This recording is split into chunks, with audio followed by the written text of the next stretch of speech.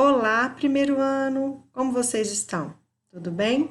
Essa aula de hoje, que está no dia 26/5, numa terça-feira, é para repor a aula de sexta-feira passada, do dia 22, já que vocês entregariam a atividade para mim hoje, às 22 horas, para não sobrecarregar mais uma atividade, decidi dar hoje na data de entrega, do dia 22. Então, a aula de hoje justifica. Por que hoje, Andreísa, terça-feira, dia 26?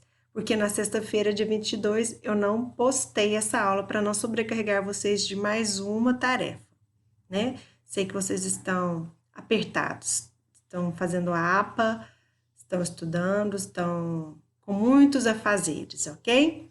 Eu tento facilitar o máximo para vocês, ok? E não estou correndo, não estou preocupada em correr com a matéria.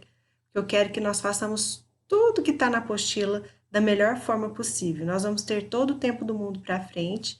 Esses são os 20% da aula que o MEC autorizou. Os outros 80%, se Deus quiser, nós estaremos juntos. Não sei quando, mas eu tenho esperança que seja em breve, ok? Então, hoje nós vamos falar sobre narrativa, elementos da narrativa, abordando o capítulo 4 de vocês, que aborda alguns dos elementos da narrativa, não todos.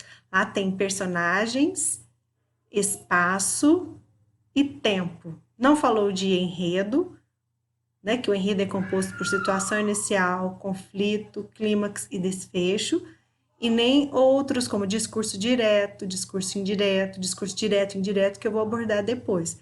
Agora eles falam apenas de personagens, tempo e espaço, ok? Então, vamos lá. Personagens. Aqui nós temos 3 clássicos personagens que vocês estudam desde o fundamental, que são protagonista, que são aqueles que encabeçam as ações, em torno deles giram todas as ações da narrativa, todos os conflitos, as soluções dos conflitos, enfim, eles são os protagonistas, ou seja, os principais. O antagonista, que sem ele não haveria graça também a narrativa, porque é ele o autor do conflito, ou se não for o autor, é um dos responsáveis pelo conflito, e se opõe às protagonistas, ou seja, eles encabeçam a problematização, que faz surgir o conflito, antagonista. E em terceiro, nós temos os coadjuvantes ou secundárias. As personagens coadjuvantes ou secundárias são aquelas que auxiliam tanto a antagonista quanto a protagonista. Não tem uma regra certa. Coadjuvante são os secundários, que estão em segundo plano, não encabeçam as ações, não é em torno deles que giram as ações, mas eles auxiliam as protagonistas ou as antagonistas, ok? Na verdade, a antagonista não deixa de ser uma das importantes, uma das principais. Antagonistas são personagens essenciais para a narrativa. Mas o que é novidade para a gente são essas 2 classificações que a gente aborda agora, que vocês vão ver com mais clareza na literatura, ok? Que são as personagens planas e as personagens redondas. Nós temos 2 tipos de personagens planas. As personagens tipo, ou tipos, coloquei no singular aqui. Deixa eu só colocar no plural para ficar bem, uma concordância bacana. Então, tipos e caricaturas. Ok? Então, vamos lá. Nós temos as personagens tipos, que são aquelas personagens típicas, que se eternizam. São os padres gulosos, aqueles estereótipos que a gente sempre tem nas narrativas. Os padres gulosos, as solteironas, as beatas fofoqueiras, a donzela doce, ok? A solteirana que é mal amada. Então, são aquelas personagens planas, porque elas não são indecifráveis, e típicas, porque elas se eternizam. Nós temos várias narrativas que temos esses rótulos de personagens desses tipos, por isso a palavra tipos, ok?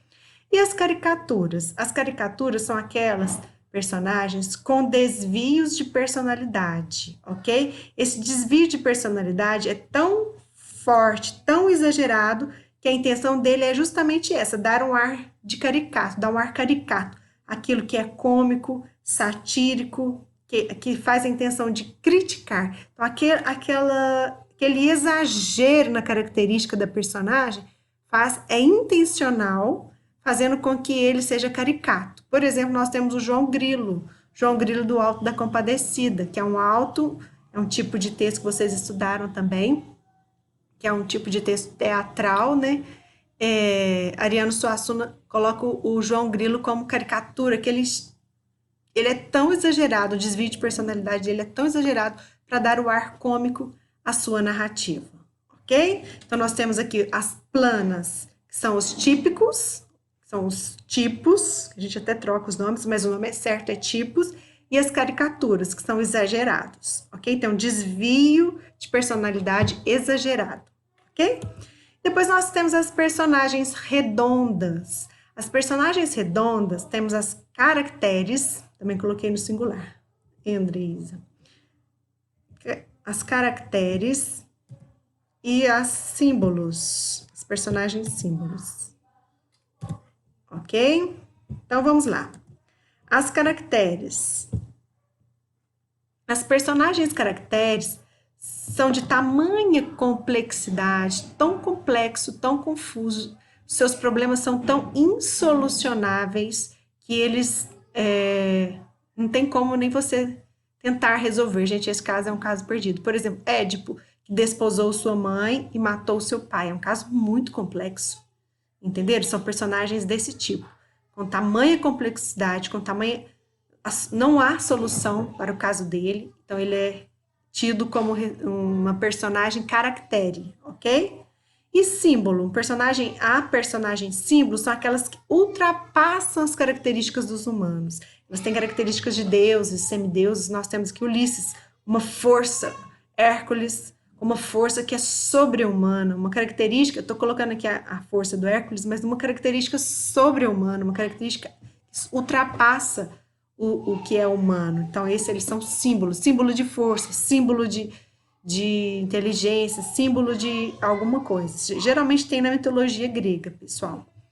Que também é um tipo de narrativa. Então, voltando, nós temos as personagens planas. Voltei na redonda, né? Só um minutinho, pessoal. Fica empolgada falando. Nós temos as personagens planas, tipos, são aquelas típicas, caricaturas, que é um exagero no desvio da personalidade. Nós temos as redondas, que são as caracteres, que são aqueles problemas insolucionáveis. Lembra do Édipo? Quem conhece a história de Édipo? Se não conhece, vale a pena conhecer. É muito cabulosa, mas faz parte da cultura, principalmente da cultura grega, né? Tenho certeza que alguns de vocês conhecem. E as personagens símbolos, que são aquelas que ultrapassam a característica do humano.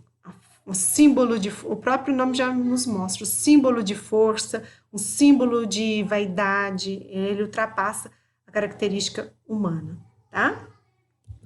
Vamos para o espaço. Nós temos dois tipos de espaço, esse aqui vocês já conhecem um pouco mais. Espaço físico e o espaço psicológico. O espaço físico são ambientes concretos, criados pelo narrador como um instrumento de contextualização, uma cidade pacata, uma cidade tranquila, com hábitos tradicionais, cheios de preconceito. É o cenário concreto de onde a narrativa se passa. Já o espaço psicológico é imaterial. Estou enrolando muita língua hoje, mas é emoção, gente.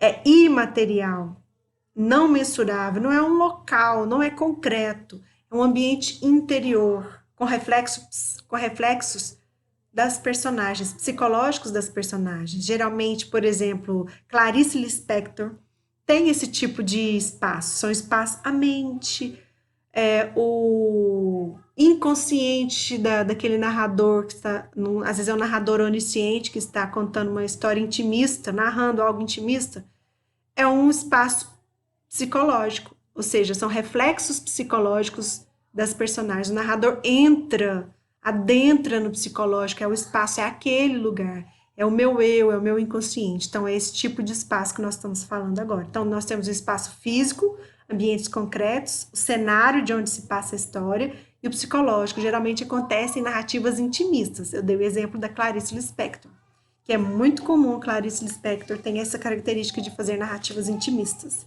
ok? E o tempo. Nós temos 2 tipos de tempo, que vocês também lembram de mim, quando a gente estudava isso no narrativa lá no fundamental. Aqui nós temos o tempo cronológico, que são marcados por datas, e segue a mesma ordem que os fatos aconteceram. Ele é bem claro, a narrativa é bem linear, porque ele é cronológico, segue o tempo de meses, de datas. Às vezes aparecem na narrativa adjuntos adverbiais de tempo, naquela manhã, em 1960. Então, é um tempo cronológico, ele segue a mesma ordem em que os fatos aconteceram. Já o tempo psicológico não diz respeito ao tempo dos meses do calendário. Ele ocorre no interior das personagens. Eu estou contando uma narrativa e essa narrativa segue uma ordem do que está no meu interior. Então, em flashbacks, à medida com que eu vou lembrando, eu lembro do início, eu lembro do meio, eu lembro do final, não tem uma ordem lógica, ok? De acordo com os flashbacks que eu vou lembrando e eu vou narrando dentro do meu psicológico, dentro do meu interior, ok? Então, não segue uma ordem de datas, uma ordem cronológica que segue o calendário, não. Ele, em flashbacks, eu vou lembrando, vou narrando, se for um narrador personagem no caso. Pode ser um narrador onisciente também, que narra desordenadamente por meio de flashbacks, ok, gente? Ó, eu quero gravar vídeos menores para não ficar cansativa para vocês. E eu vou passar para vocês hoje as atividades da página 23 do capítulo 4. Atividades de 1 a número 11, nós temos lá questões de múltiplas escolhas. Não vou pedir para vocês copiarem todas as alternativas, somente o enunciado e a alternativa correta. É um trecho do livro de Lins do Rego, Riacho Doce. São 2 páginas, da página 137 à página 139 do livro Riacho Doce. Vocês vão ler o trechinho que está na página 23 e responder do 1 ao 11. Não precisa copiar perguntas e respostas. Somente copiar as perguntas, que é o enunciado, e a resposta correta. Ok? Pessoal, fiquem com Deus. Fé que tudo isso vai passar e nós estaremos juntos em breve, ok? Estou morrendo de saudades.